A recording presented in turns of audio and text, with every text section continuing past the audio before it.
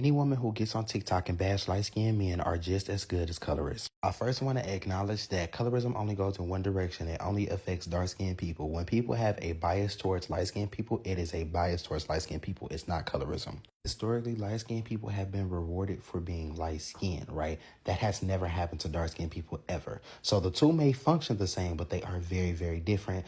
Colorism is more of a racial hierarchy thing, and a bias is more of just a personal preference.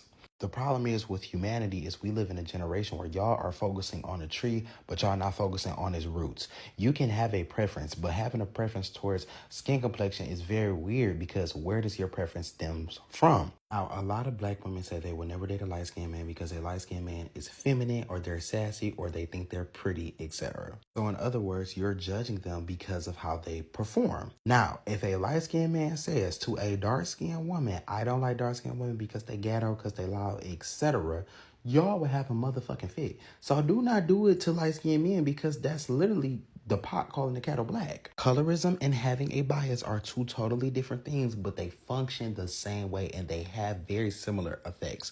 So you have to pay attention what you say, especially as black people, because these are things that we learn from white nationalists and white supremacists.